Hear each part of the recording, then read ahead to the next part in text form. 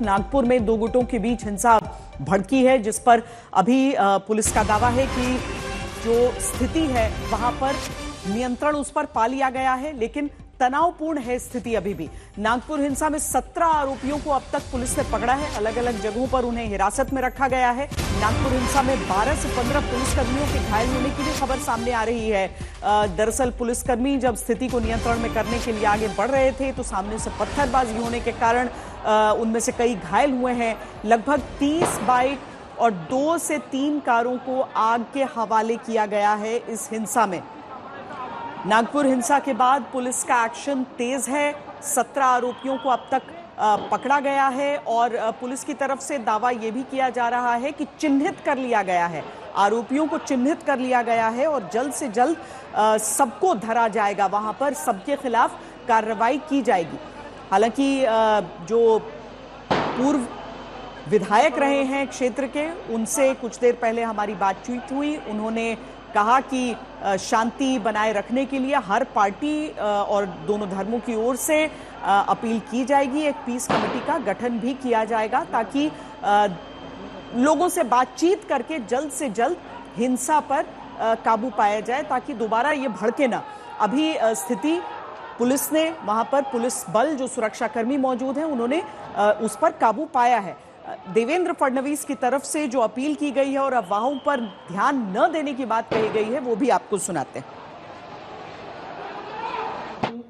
मैंने police commissioner को ये कहा है कि कानून व्यवस्था बनाने के लिए जो भी कड़े से कड़े कदम उठाने की आवश्यकता हो उठाए जाए और शांति को बनाया जाए। अगर कोई दंगा करता है, कोई पुलिस पर पत्थर फेंकता है, कोई समाज में तनाव निर्माण करता है, तो ऐसे सभी लोगों के ऊपर कड़ी से कड़ी कार्रवाई की जाए।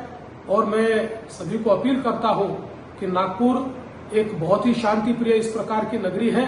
यहाँ की शांति भंग न हो, इस प्रकार से सभी लोगों ने व्यवहार और बर्ताव करना चाहिए। और कोई भी अगर इस प्रकार से तनाव निर्माण करने का प्रयास करेगा तो उसके ऊपर बहुत कड़ी कार्रवाई की जाएगी। नागपुर के महल इलाके में जिस प्रकार से तनाव की स्थिति निर्माण हुई, ये बहुत ही निंदनीय है। कड़ी कार्रवाई का आश्वासन और लोगों को ये अपील कि अफवाह पर ध्यान न दें। सबसे पहले हम आपको नागपुर ही लिए चलते हैं, जहां से हमारे संवाददाता योगेश पांडे इस समय हमारे साथ जुड़े हैं, ताकि हम सीधी तस्वीरें, वहां की ताजा तस्वीरें और मौजूदा हालात योगेश हम समझ पाए। दिखाएं तस्वीरें, बताएं इस समय क्या स्थिति है। अजी इस समय नागपुर में जो स्थिति है वो तनावपूर्ण बनी हुई है। यहाँ पे पुलिस बल की तैनाती जो है वो बढ़ा दी गई है और जिस तरीके से जो हुड़दंगी थे, जिन्होंने आगजनी की है, पुलिस पर पत्थरबाजी की है, उनको हिरासत में लेने का काम जो है वो किया जा रहा है। अब तक 17 से अधिक लोगों को जो है वो पुलिस ने हिरासत में लिया है। जांच की जा रही है। नागपुर पुलिस की जो साइबर पुलिस की जो स्पेशल टीम बनाई गई है, जिनके तरफ से ध्यान दिया जा रहा है सोशल मीडिया पर कि कहीं ये अफवाह जो फैली थी ये कहीं और अन्य जगह ना फैले और कहीं और गलत मैसेज जो है वो सोशल मीडिया के माध्यम से कहीं ना फैलाया जाए। तो नागपुर पुलिस के तमाम आला अधिकारी जो है, नागपुर पुलिस कमिश्नर से लेकर नागपुर के तमाम डीसीपी पुलिस अधिकारी, एसीपी, इंस्पेक्टर, नागपुर ग्रामीण पुलिस से भी पुलिस जो बल है वो मंगाया गया है। अतिरिक्त पुलिस की तैनाती यहाँ की गई है। नागपुर के महल परिसर में फिलहाल जो है वो तनाव की स्थिति बनी हुई है। फिलहाल जो स्थिति है वो नियंत्रण में लाने का प्रयास नागपुर पुलिस की ओर से किया जा रहा है। कुछ लोगों को हिरासत में लिया गया है। 3 से 4 जो आम नागरिक है उन्हें यहाँ पे चोटें आई है, जिनका इलाज किया जा रहा है। हम देख सकते हैं इस समय जो हुड़दंगी है इन्हें पुलिस जो है वो पकड़कर यहाँ ले जा रही है, पुलिस वैन में बिठा रही है। एक हम एक्सक्लूसिव तस्वीरें देख सकते हैं कि जिन्होंने पत्थरबाजी की थी ऐसे लोगों को पुलिस जो है वो एक एक करके ढूंढ रही है, पकड़ रही है और सीधा उन्हें हिरासत में लेने का काम यहाँ पे किया जा रहा है।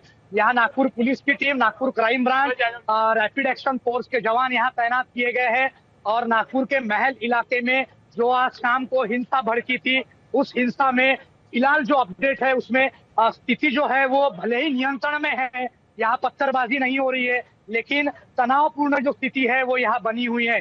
पुलिस जो है वो जो आगजनी और हुड़दंगी है उनकी तलाश कर रही है, उन्हें पकड़कर हिरासत में लेने का काम जो है वो किया जा रहा है। जी योगेश, एक और चीज समझाइए कि एक एक करके हम आपसे समझना चाहते हैं कि सुबह क्या कार्यक्रम था। छत्रपति शिवाजी महाराज जयंती के कुछ सेलिब्रेशंस की बात बताई जा रही है। उसके बाद बजरंग दल के कार्यकर्ताओं को लेकर कहा जा रहा है कि कुछ आगजनी उनकी तरफ से कुछ की क्या है, अभी कुछ स्पष्ट है क्या? कितने बजे क्या हुआ और उसके बाद आखिरकार ये घटना जो है, ये हिंसा शाम में आखिरकार 9 बजे के इस तरह के रूप में क्यों नजर आई? जी बिल्कुल। जिस तरीके से आज सुबह 7 बजे से ही छत्रपति शिवाजी महाराज की जो जयंती के जो कार्यक्रम है वो यहाँ नागपुर के महल इलाके में छत्रपति शिवाजी महाराज का एक पुतला है उसके सामने आयोजित किया गया था शिव प्रेमी की तरफ से, जिसके बाद में 12 बजे के करीब दोपहर को विश्व हिंदू परिषद और बजरंग दल ने पूरे दरअसल महाराष्ट्र में ही औरंगजेब की कब्र हटाने को लेकर जिला स्तरीय प्रदर्शन का आयोजन किया था, जिसमें नागपुर शहर के शिवाजी पुतले के सामने, स्टैचू के सामने औरंगजेब की कब्र हटाने को लेकर बजरंग दल विश्व हिंदू परिषद के कार्यकर्ता और नेताओं ने प्रदर्शन का आयोजन किया था। वो प्रदर्शन के दौरान ही विश्व हिंदू परिषद बजरंग दल के कार्यकर्ता आक्रामक हुए, उग्र हुए और उन्होंने जो औरंगजेब की जो कब्र है उसकी एक प्रतीकात्मक ऐसी हरे चद्दर में एक पुतला बनाया और उसे मारकर और उसको आग के हवाले कर दिया। दरअसल उसी चद्दर को लेकर खबरें आने के बाद में एक विशिष्ट समुदाय में कुछ अफवाहें फैली और बाद में स्थिति जो है वो दोपहर के बाद से ही तनावपूर्ण होना नागपुर में शुरू हो गया था। लेकिन स्थिति तनावपूर्ण इसलिए थी, पुलिस का बंदोबस्त जो है वो तैनात किया गया था शिवाजी महाराज के पुतले के आसपास के इलाकों में। लेकिन उसके थोड़े ही दूर, मतलब 500-700 मीटर दूर के चौराहे पर विशिष्ट समुदाय के लोगों ने शाम के समय में यहाँ पर पुलिस पर पथराव किया। उतना पुलिस बल तैनात नहीं था, जिस वजह से शुरुआत में कुछ पुलिस को ज्यादा चोट आई, जिसके बाद भारी पुलिस बल बुलाया गया, अश्रु गैस के गोले दागे गए, जिसके बाद में यहाँ पुलिस के rapid action force, Nagpur police, ग्रामीण पुलिस और भारी पुलिस बल तैनात किया गया। हुड़दंगियों की तरफ से दरअसल बड़ी हिंसा यहाँ नागपुर में हुई है। हम अपने दर्शकों को बताना चाहिए कि क्रेन से लेकर रोड रोलर से लेकर कार हो गया, तमाम टू व्हीलर्स हो गई। अच्छा, किस तरह का उपद्रव हुआ है ये हम आपसे समझेंगे। योगेश, आप बने रहिए, लेकिन पहले पुलिस कमिश्नर की तरफ से जो बातें कही गई हैं आधिकारिक रूप से, वो भी हम सुना देते हैं अपने दर्शकों को। कंट्रोल में है और ऐसा कुछ नहीं है अभी कि जिससे कोई घबराए, परंतु जिन लोगों ने कायदा सुव्यवस्था हाथ में लेने की कोशिश की उनके ऊपर हमारी कार्रवाई हुई है और हो रही है। जो लोग इसमें इन्वॉल्व हैं उनकी फोटोग्राफ्स हैं, वीडियोस हैं और उसके अलावा जो हमारा कमांड कंट्रोल सेंटर है उसमें भी हम लोग वॉच रखते हुए हैं, कौन कौन इसमें दिख रहे हैं, तो उनके ऊपर सबके ऊपर कार्रवाई चल रही है। किस तरीके से पूरा माहौल तैयार हुआ, क्योंकि शाम को शांतता थी पूरे इलाके में, क्या हुआ? यही जैसे मैंने आपको बताया कि जब कुछ लोग जमा हुए, इसमें आमने सामने आए, उन्होंने की कोई कार्रवाई नहीं हुई है क्योंकि अरेस्ट उस समय चल ही रहा था, तो उसका कुछ लोगों ने गैर फायदा या अफवाह फैलाने की कोशिश की और उस अफवाह के उसमें जो है कुछ लोग जो है बह जाते, जैसे उस तरह का हुआ, कुछ र्यूमर्स भी फैले और उसकी वजह से लोग जमा हुए और उसके बाद में आमने सामने हुए और पुलिस जो है उस समय पे पहुंच गई थी। कुछ दगड़ फेंक हुआ है और वो अभी परिस्थिति काबू में। कितने कर्मचारी जख्मी हैं और किस तरह? इसमें कहना अभी मुश्किल है। 3-4 लोग जो है, जो मुझे मालूम है 3-4 लोग उसमें इंजर्ड हैं, किरकोल जख्मी है, ऐसा कोई सीरियस नहीं है कि कोई स्टिचेज आए हो या किसी का सर फटा हो, ऐसा कुछ अभी तक नहीं पता चला है। नागपुर हिंसा के कुछ चश्मदीदों का बयान भी हम आपको सुनाते हैं। चश्मदीद के साथ ये हिंसा पीड़ित भी हैं क्योंकि उपद्रवियों ने इनकी कारों को तोड़ा, उनके घरों पर पथराव किया। इनकी बात सुनिए। एकदम ऐसा 500-1000 लोग ऐसे दौड़ के आए, पत्थरबाजी की है और घर पे पत्थर मारे और हमारी कार जला दी है। आपकी कौन सी कार? टाटा टियागो को। कितना मॉब था वो? यानी मॉब था कम से कम 1000 लोगों का। और किस तरीके से इस एरिया में उन्होंने नुकसान पहुंचाया? यानी कम से कम 25 से 30 गाड़ी उन्होंने तोड़ फोड़ कर दी है, कांच फोड़ दिए गाड़ी के। ये सब पत्थर ले लेके दौड़ने लगे, हमारे घर के ऊपर भी पत्थर फेंके, ऊपर बच्चे थे दिखे उनको, उनके ऊपर भी पत्थर फेंके और पूरा हमारा दरवाजा खिड़की पर फोड़ने में लगे थे। गाड़ी गिरा दिए, हमारी कार जला दिए। आपकी कौन सी कार कहाँ पार्क? टाटा टियागो गली में पार्क थी। उसे पूरी जला दिया? हाँ, पूरी जलकर खाक हो गई है। कितने लोगों का मॉब था और किस तरीके से वो? 1000-2000 थे लोग, ऐसे दौड़ गए थे एक में के ऊपर, पत्थर फेंक रहे थे, बड़े बड़े गट्टू फेंक के मार रहे थे, ईटा फेंक के मार रहे थे।